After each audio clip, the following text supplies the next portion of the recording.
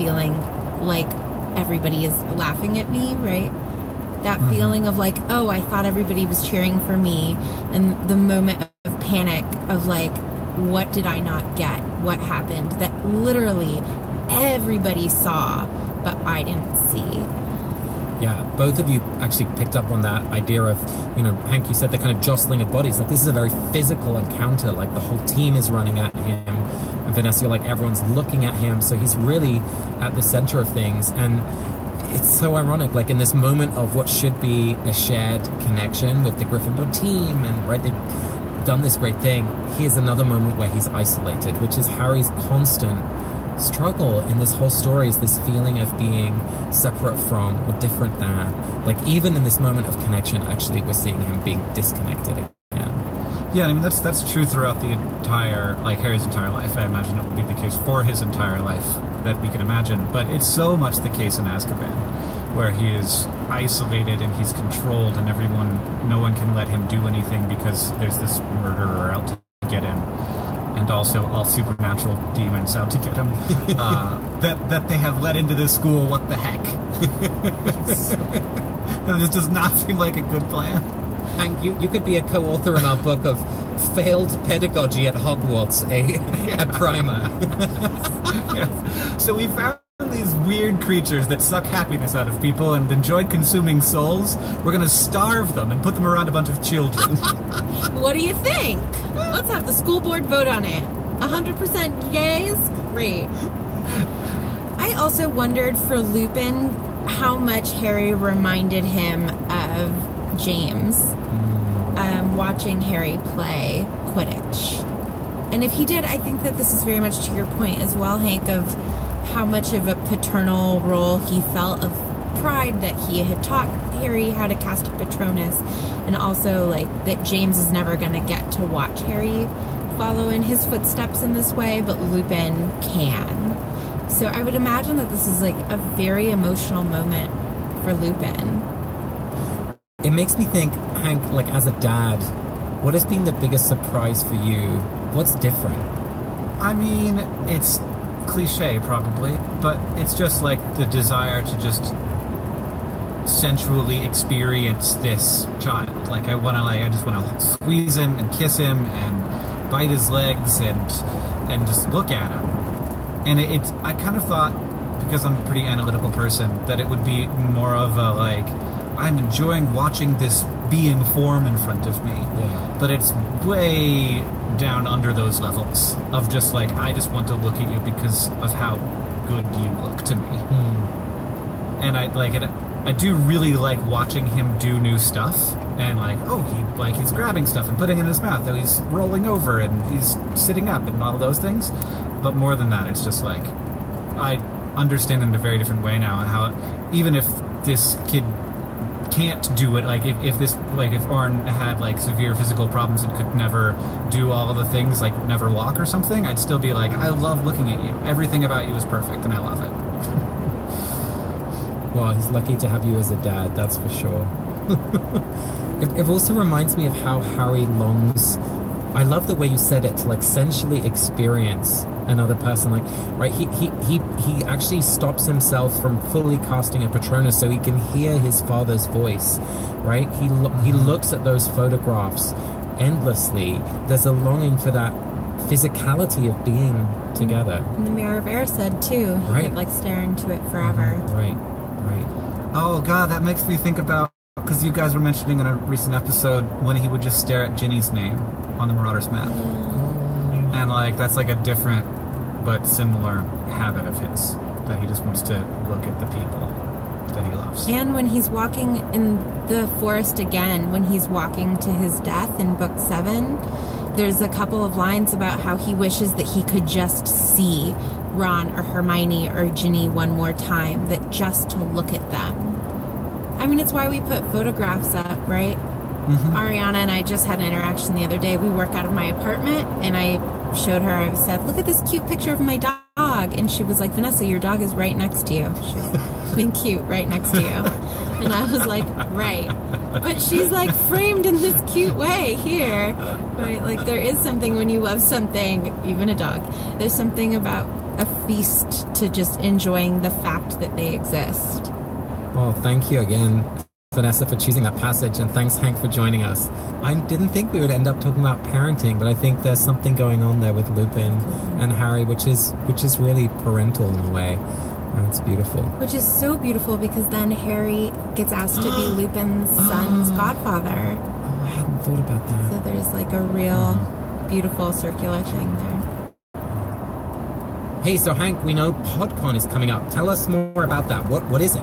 It's a convention for people who love podcasts, in the vein of the thing that I do for YouTubers. So an opportunity for the people who love the stuff and for people who make the stuff to get together in the same place and celebrate it and do silly fun things, but also talk about some of the issues that the medium faces and have serious conversations about the process and about where we are going and where we have been and how to get to the places where we want to be. So I really like to invite people who make the things, people who are sort of like the blend between the fan and the creator, and also people who are just fans to actually participate in those broader discussions. So it's happening December 9th and 10th in Seattle, Washington. So if you're in Seattle, that'll be easier for you. But if you're not, just hop on the train and ride it. It's a choo-choo. The midnight train to Seattle. Thank you, Hank. Thank you. Thank you. This is such a very interesting thing to do, the project that you are doing, and I think necessary in the world. Just giving us all time to be contemplative and think about the things that we love and about being human. All right. Okay, thank you. Bye. Today's voicemail is from Kathy Kavanagh, who's responding to the conversation we had about optimism in chapter 12 about the Patronus. Hey Vanessa and Casper, this is Kathy, and I am a counseling psychology doctoral student at Oklahoma State University. So I wanted to comment on this chapter on optimism. I actually have a tattoo that says Expecto Patronum on my arm to remind myself of the power of optimism in inspiring change. As a therapist in training, optimism is incredibly important to have, not just for yourself and for your own self-care, but it gives our clients permission to have optimism and therefore hope that whatever their situation is will get better. Therapy is sometimes the only place in someone's life that they have permission to be optimistic. And part of my job is to make therapy sessions a safe place in which to explore not only doubts and fears, but hope as well. For me, my Patronus charm is my optimism that things can get better. Anyway, I love the podcast, and getting to meet y'all at NerdCon was pretty much the highlight of my trip. Thanks. Thanks so much, Kathy. I really appreciate you giving us the opportunity to kind of figure out what the difference is between optimism and hope. And the thing that strikes me is that optimism kind of is always based on fact in some way, at least in my mind. Like hope seems something that you don't necessarily need any signals that things are going to work out, but you can still hope for it. And usually I'm optimistic when I have good reason to be. I don't know, Vanessa, what do you think? I feel differently. I feel like people talk about optimism and pessimism as if it's a world outlook, and that no matter what, you're an optimistic person or a pessimistic person. And hope seems more like something that you can choose to have, and by you I mean me. Like, I think I might be a slightly pessimistic person who sometimes when like faced with certain situations will be like, but I'm gonna be hopeful about this. Doesn't optimism and pessimism seem more like a mindset? I mean, I think so much depends on what your experience of the world has been. And, you know, for me, I've been incredibly lucky and privileged in so many ways. So it's easier for me to be optimistic, I think. But I have too. I'm just a grouch. There you have it, Kathy. That's the answer we've got to. And thank you so much for the work that you're training to do and no doubt already doing. I love that idea of therapy as a place where we can be optimistic, even in difficult times. Vanessa, it's time for us to bless someone from the pages of this chapter. Who are you blessing this week? I am blessing Cho Chang. There are two reasons. One is because she's short and a badass, and that just speaks to me. But two, I know that I've mentioned it before, but just the moment in which she warns Harry that there are Dementors, and Dementors harm everybody. They make everybody feel ill. but she knows that they really impact Harry. And so rather than running for cover, rather than taking the advantage that she might get in catching the snitch, she goes out of her way to tell Harry to watch out. And I just think that's a really beautiful moment when you can be on an opposing team from someone and still really be taking care of them. I think it shows great priorities and sportsmanship, and so I just want to offer Cho Chang a blessing for that. What about you, Casper? Who would you like to bless this week? My blessing is for Lee Jordan. He's one of the smaller characters that we come across. And what I love about him is that he's been asked to commentate. And he is so excited about the Firebolt. Like, he's talking about it, he's, you know, telling everyone who else is riding Firebolts these days and who else is flying Firebolts these days. And McGonagall kind of keeps telling him to shut up. You know, she says, Jordan, are you being paid to advertise Firebolts? Get on with the commentary. And commentary is actually a really hard thing. And so I just wanted to bless Lee Jordan for his, like, just defiant joy in sport, his just total skill at being able to describe a game. I'm sure there's some people who can't see, you know, who might be visually impaired in the audience. Like, he is offering a real service. And, you know, he's able to kind of extemporaneously talk at great speed for, like, many hours. And for that, I give him my blessing. Can we talk about, like, the amazing comedy duo that is Lee Jordan and Minerva McGonagall? It was designed in heaven. They're hilarious together. Jordan, who's paying you? I love it. It's amazing. You've been listening to Harry Potter and the Sacred Text. Thank you to everyone who came out to our live shows on the West Coast. We had an amazing time. And if you're on the East Coast, there are still tickets for our shows in DC, New York City, and Philadelphia. Check out harrypottersacredtext.com and click on the big orange button. You can follow us on Twitter, Instagram, Tumblr, and Facebook, and leave us a review on iTunes. We'd also love to hear from you if you have a voicemail for us. Next week, we'll be reading Chapter 14, Snape's Grudge, through the theme of imagination. This episode of Harry Potter and the Sacred Text was produced by Ariana Nettleman, Casper ter Kuile, and me, Vanessa Zoltan. Our music is by Ivan Paisau and Nick Boll, and we are part of the Panoply Network. You can find ours and other great shows at panoply.fm. This week, we'd like to thank Rebecca and Charlie Ledley, Stephanie Pausell, and thanks again to Hank Green. It was an absolute pleasure to have you on the show. We'll see you all next week. Thanks, everyone. You made my point. Thank you. Do you need me? Should I leave? No. Basically, I think the kind of rivalry that we model on this show is the perfect amount of rivalry. You mean where we have snipers on both each other's, like, buildings, like, looking at each other through a window? Yeah. Oh, that's just me? No. Only snipers of love.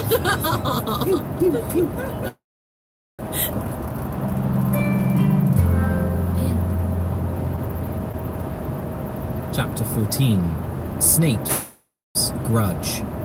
No one in Gryffindor Tower slept that night.